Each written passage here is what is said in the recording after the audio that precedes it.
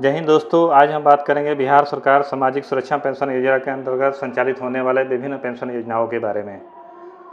बिहार सरकार द्वारा फिलहाल 3 तरह की पेंशन योजनाएं चल रही है, जिसमें सबसे पहला है डिसेबिलिटी पेंशन योजना, जिसको हम लोग बिहार निःशक्तता पेंशन योजना भी कहते हैं। ये वैसे लोगों के लिए हैं जो सामाजिक रूप से दिव्यांग हैं, उनके सामाजिक जीवन में सुदृढ़ता लाने के लिए बिहार सरकार द्वारा इस पेंशन योजना को संचालित किया जाता है। आज हम फिलहाल इसी पेंशन योजना के बारे में बात करेंगे। इसको अप्लाई करने के लिए हमारे पास क्या क्या दस्तावेज होने चाहिए, कैसे अप्लाई करेंगे, फॉर्म को कैसे फिल करना है, फॉर्म कहाँ जमा होगा, जमा होने के बाद कितने दिनों के बाद हमारे अकाउंट में पैसे आने लगेंगे, इन सारे बातों पे हम आज विस्तार से चर्चा करेंगे।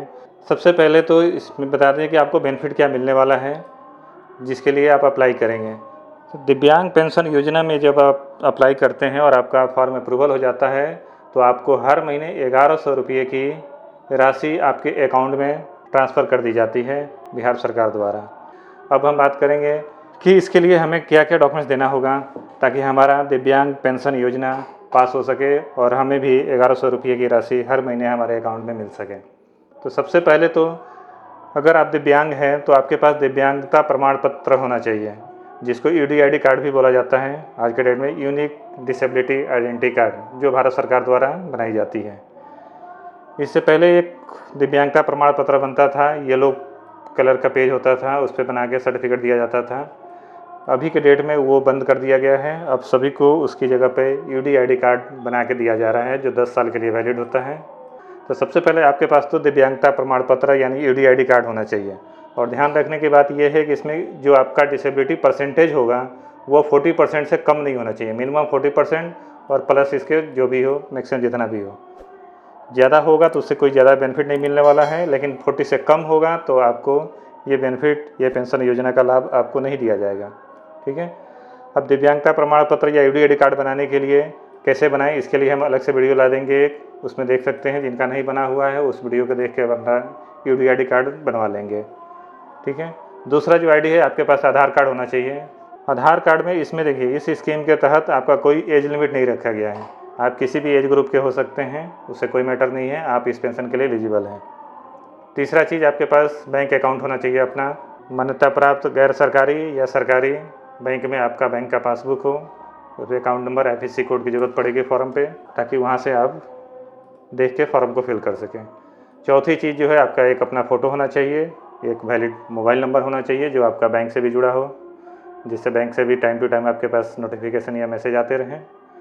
और आपको पांचवी चीज़, अपना सिग्नेचर करना है फॉर्म पे। अगर सिग्नेचर कर पाते हैं तो ठीक है, अगर कोई सिग्नेचर करने में असमर्थ है तो अपना लेफ़्ट थंब इम्प्रेशन भी फॉर्म पे लगा सकता है। अब आपको सीधे ले चलते हैं फॉर्म पे। फॉर्म को कैसे भरना है, आइए अब देखते हैं फॉर्म को कैसे फिल करना है। 1 बाय 1 करके देखते हैं, एक एक चीज़ें ध्यान से देखना है और सही ढंग से बिना कोई कटिंग किए हुए फॉर्म को भरना है। फॉर्म जो आपका है ये सामने आपको दिख रहा होगा, इसको 2 प्रतियों में भरना है, यानी 2 फॉर्म दिया हुआ है। इसको 2 पेज, सेम एक ही तरह का 2 पेज होगा, दोनों को सेम चीज़ें भर के जमा करानी है। पेंशन आवेदन के लिए ये प्रपत्र 1 है। जैसा कि आप बिहार निःशक्तता पेंशन योजना के लिए फॉर्म अप्लाई कर रहे हैं तो आपको इस बॉक्स में, जो यहाँ पे बिहार निःशक्तता पेंशन योजना लिखा हुआ है, इस बॉक्स में आपको चेक मार्क करना है। उसके बाद अब आते हैं, 1 नंबर पे दिया हुआ है आवेदक का नाम। हाँ, ध्यान रखना है, बाकी जो ये बॉक्स बने हुए हैं ये सबको आपको कुछ नहीं करना है, ऐसे ब्लैंक छोड़ देना है। सिर्फ आपको बिहार निःशक्तता पेंशन योजना वाले बॉक्स में ही चेक मार्क करना है, टिक करना है। उसके बाद अब आप यहाँ पर अपना आवेदन का नाम भरेंगे। कोशिश कीजिए हिंदी में भरें, आप इंग्लिश में भी भर सकते हैं, कोई दिक्कत नहीं है, क्योंकि फॉर्म हिंदी में दिया हुआ है तो हिंदी में भी भर सकते हैं, इंग्लिश में भी भर सकते हैं। आवेदक के पिता या पति का नाम, लेडीज़ के केस में लेडीज़ अपने पति के नाम के आगे चेकबॉक्स करेगी और यहाँ पे अपना पति का नाम भरेगी। अगर कोई जेंट्स है तो वो अपने पिता के नाम के आगे चेक मार्क लगाएगा, टिक करेंगे और यहाँ पे अपने पिता का नाम भरेंगे। यहाँ पे अपने पिता का नाम भरना है। थर्ड में है, आपको अपने जेंडर लिंग का टिक करना है। अगर पुरुष है तो पुरुष पे टिक करेंगे, अगर महिला है तो महिला पे, ट्रांसजेंडर है ट्रांसजेंडर पे। यहाँ पे टिक भी कर सकते हैं और यहाँ पे आपको फिल भी कर देना है, जो भी आपका है पुरुष, महिला, ट्रांसजेंडर, यहाँ पे आप फिल कर सकते हैं। चौथे कॉलम में आपको अपना पूरा पता भरना है, जिसमें आपका गांव मोहल्ले का नाम हो गया, पंचायत वार्ड जो भी आपके आते हैं, नगर निगम में या नगर परिषद में या नगर पंचायत में जिस क्षेत्र से आप आते हैं उसका नाम देना है। यहाँ पे थाना का नाम भरेंगे, प्रखंड का नाम, अनुमंडल आपका जो भी होगा, यहाँ ज़िला भरना है, यहाँ डाकघर भरना है, पोस्ट ऑफिस, यहाँ पिन कोड अपना लिखना है। ये सारी चीज़ें भरने के बाद आगे बढ़ेंगे। आपको यहाँ पे अपना 5 नंबर में अपना कोटी देना है। कोटी मतलब आप किस कैटेगरी से आते हैं, आपकी जाति की कैटेगरी क्या है। कई तरह की जाति की कैटेगरी हो सकती है। अनुसूचित जाति वाला अपना जिस कैटेगरी के होंगे अपना टिक करेंगे, अनुसूचित जाति, अनुसूचित जनजाति, अनुसूचित जाति SC हो गया, अनुसूचित जनजाति यानी ST हो गया, पिछड़ी जाति यानी OBC सेकेंड जिनको BC भी बोला जाता है, अति पिछड़ी जाति यानी EBC या इनको BC1 भी कह सकते हैं। BC1 अति पिछड़ी जाति हो गया, BC यानी BC2 यानी पिछड़ी जाति। तो अल्पसंख्यक है, माइनॉरिटी समाज से कोई अगर आते हैं तो अल्पसंख्यक भर सकते हैं। कोई जनरल कैटेगरी है तो अपना जनरल कैटेगरी टिक कर सकता है और यहाँ अपना भर भी सकते हैं सामान्य या माइनॉरिटी, जो भी आपका कैटेगरी होगा वो आप यहाँ फिल कर सकते हैं। छठे में आते हैं, आपके छठे जो दिया है SECC संख्या, राशन कार्ड संख्या, ये ऑप्शनल है। अगर आपके पास है तो आप भर सकते हैं, नहीं है तो कोई ज़रूरी नहीं है, इसको आप ब्लैंक छोड़ सकते हैं। 8 नंबर में है सूचना प्राप्त करने हेतु मोबाइल नंबर। आप अपना मोबाइल नंबर जो आपके पास चालू रहता हो वो दे सकते हैं। कोशिश कीजिए वो नंबर दीजिए जो आपके बैंक अकाउंट से लिंक हो। ईमेल आईडी अगर आपके पास है तो दे सकते हैं, नहीं है तो भी कोई कंपल्सरी नहीं है, ऑप्शन है। कोशिश कीजिए जो भी आईडी आपके पास, जितना चीज़ें आपके पास अवेलेबल है वो सारी चीज़ दिया जाए। ईमेल है तो आप निश्चित रूप से दें अपना ईमेल आईडी। 9 नंबर में आवेदक का पहचान चिन्ह। आप अपने शरीर से रिलेटेड कोई भी एक पहचान चिन्ह यहाँ पे लिख सकते हैं, जैसे कहीं तिल का निशान हो, कोई कटे का निशान हो, जले का निशान हो, हाथ पैर कहीं भी कोई एक पहचान चिन्ह आपको देना है। 10 नंबर में है जो काफ़ी इंपॉर्टेंट है, बैंक का विवरण देना है। ये अनिवार्य है बिल्कुल, और सही यहाँ पे आपको लिखना है। बैंक का विवरण आपको सही देना है, इसमें किसी तरह की कोई गलती नहीं करना है, क्योंकि पेंशन की जो भी राशि होगी वो सीधे आपके बैंक अकाउंट में जाएगी। तो बैंक अकाउंट में अगर IFSC कोड, अकाउंट नंबर कोई भी गलती करते हैं तो आपका पेंशन वहाँ रुक जाएगा। यहाँ पे बैंक का अपना IFSC कोड लिखना है, जो आपके बैंक का पासबुक होगा उस पर आपका लिखा होगा, उसमें से देख के आप भर लेंगे। शाखा का कोड, हर ब्रांच का एक कोड होता है, वो लिख सकते हैं। शाखा का नाम यानी ब्रांच आपका कहाँ पे है वहाँ का एड्रेस लिखेंगे, और यहाँ पे बैंक खाता अकाउंट नंबर आपको लिखना है। ये सारी चीज़ें सही देख के अपने बैंक पासबुक में से यहाँ पे फिल करनी है। आगे देखते हैं कॉलम नंबर 11 की। यहाँ पे दिया हुआ है पेंशन अर्हता संबंधी सूचना। आपकी आयु कितनी है, उम्र कितनी है, वो चीज़ें यहाँ पे लिखनी है।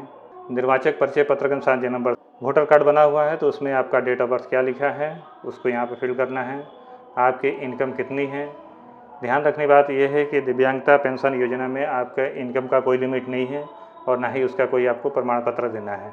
यहाँ पे BPL क्रमांक, अगर आपके पास BPL कार्ड है जिसको लाल कार्ड बोलते हैं, अगर है तो उसका क्रमांक या प्राप्तांक दे सकते हैं।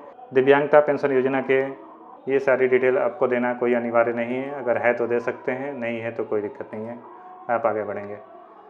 विकलांगता, हाँ ये चीज़ें यहाँ पे ध्यान देनी है। यहाँ पे घ नंबर में दिव्यांगता की स्थिति में विकलांगता का प्रतिशत, जैसे मैंने अभी थोड़ी देर पहले बताया, जो आपका 40% मिनिमम होना चाहिए। तो जो भी आपके सर्टिफिकेट UDID कार्ड में लिखा होगा वो परसेंटेज आपको यहाँ पे फिल करना है।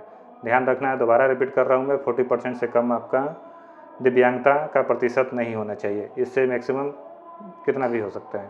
12 नंबर कॉलम में है, आपको यहाँ पे अपना डिक्लेरेशन देना है। आप यहाँ पे विकलांग पे टिक करेंगे, क्योंकि ये जो फार्म है ये कॉमन सबके लिए होता है, वृद्ध, विधवा, विकलांग सबके लिए एक ही फार्म होता है। तो आप अपना विकलांग वाला यहाँ पे टिक करेंगे।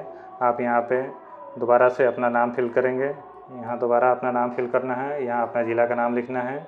नीचे आएंगे, यहाँ पे आपको स्थान लिखना है अपना, जिस जगह के भी आप जिस जगह आप रहते हैं वहाँ का स्थान भरना है, जहाँ पे आपका ब्लॉक हो। यहाँ पे जिस तारीख को आप फॉर्म जमा करेंगे वो अपनी तारीख डालेंगे, और यहाँ पे आपको अपना हस्ताक्षर करना है। यहाँ पे हस्ताक्षर करेंगे, आवेदक के पहचानकर्ता का हस्ताक्षर ये अभी आपको बताएंगे कौन आदमी करेंगे, कैसे करेंगे, कहाँ पे करना है। आप यहाँ पे अपना साइन करेंगे, आवेदक के पहचानकर्ता का हस्ताक्षर, इसको आगे बताएंगे हम। और आगे ऊपर यहाँ पे आपको अपना एक पासपोर्ट साइज़ फ़ोटो लगाना है। यहाँ पे आपको अपना एक पासपोर्ट साइज़ फ़ोटो लगाना है, और फ़ोटो के एक्रॉस भी साइन करना है। साइन या अंगूठा जो भी आप लगाते हो, यहाँ फ़ोटो चिपकाने के बाद यहाँ पे क्रॉस इसका साइन करेंगे, यानी कुछ पार्ट फॉर्म पे हो और कुछ पार्ट आपका फ़ोटो पे हो, इस तरह का साइन करेंगे। ये जो फॉर्म 1 आप देख रहे थे अभी, ये इसको 2 प्रतियों में भरना है। सेम टू सेम एक और फार्म आपको मिलेगा, 2 फार्म मिलेंगे 2 कॉपी में, दोनों में यही सेम डाटा सेम चीज़ें भरनी है, क्योंकि यहाँ ऑलरेडी यहाँ लिखा भी है, क्योंकि ये 2 प्रतियाँ भर के 2 अलग अलग जगहों पे ये सबमिट होते हैं। दूसरे पेज पे यहाँ पे कुछ ऑफिशियल लोग के वेरिफिकेशन आपका फॉर्म होता है, वो अपना डिक्लेरेशन वगैरह जो भी होता है, सहमति वगैरह, इंक्वायरी वगैरह जो करने के बाद वो सारा भरते हैं। इसमें आपको कुछ नहीं करना है, बिल्कुल ये ब्लैंक छोड़ देना है। दूसरा जो ये आपने अभी हमने बताया 2 प्रति में जो भरना है, उसका दूसरा कॉपी एक और मिलेगा आपको, इसमें सेम वही चीज़ें भर देनी है जो आपने ऊपर बताई थी। इसका भी 2 नंबर पेज पे वही सब चीज़ें होगी, इसमें आपको बिल्कुल खाली छोड़ देना है। अब मेन आते हैं आप सहमति पत्र 2 पे।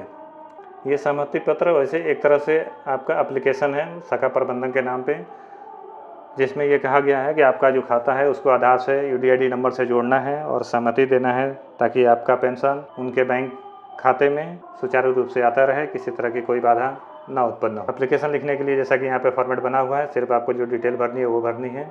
यहाँ पे भरेंगे बैंक का नाम भरेंगे, यहाँ पे बैंक का शाखा का नाम भरेंगे, जिस भी शाखा में आपका खाता है, यहाँ पे तिथि भरेंगे। यहाँ विषय में दिया हुआ मेरे नाम से संबंधित बैंक खाता, यहाँ पे अपना खाता संख्या भरेंगे को आधार से UDID से जुड़ने के संबंध में। यहाँ पे फिर शाखा का ब्रांच का नाम भरेंगे, यहाँ पे बैंक खाता संख्या अपना भरेंगे। आगे बढ़ते हैं, यहाँ पे आपको अपना आधार कार्ड का नंबर डालना है और आधार कार्ड के हिसाब से जो भी आपका नाम होगा, जो आधार कार्ड पे लिखा होगा, वो यहाँ पे डालना है आपको।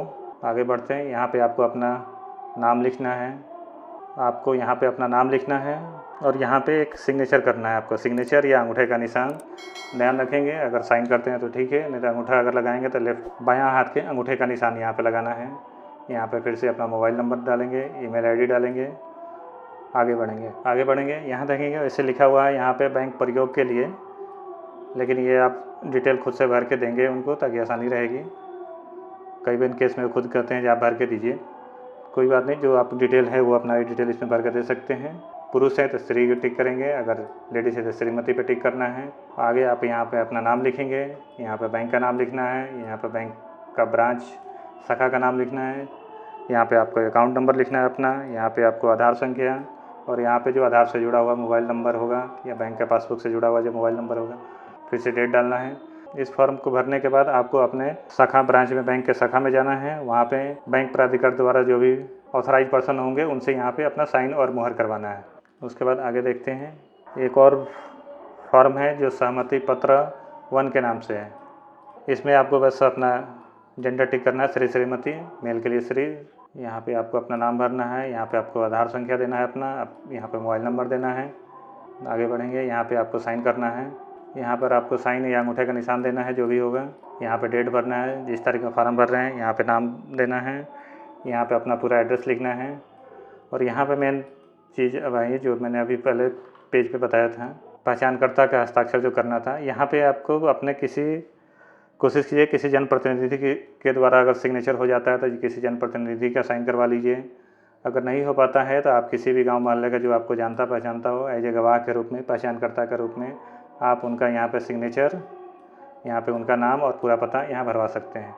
और जो पहला पेज अभी हमने दिखाया था, जो शुरू में हम भर रहे थे, प्रपत्र 1, इसमें भी आपको गवाह का यहाँ पे दिया हुआ है। जो व्यक्ति वहाँ पे पहचानकर्ता होगा वही यहाँ पे साइन करेगा प्रपत्र 1 पे। ध्यान रखना है, ये प्रपत्र 1 है, सबसे पहले जो हमने भरा था। आपको अपने पहचानकर्ता का हस्ताक्षर कराना है दोनों प्रतियों पे, दोनों फॉर्मों पे। इस तरह आपका कंप्लीट ये फॉर्म फिल हो जाता है।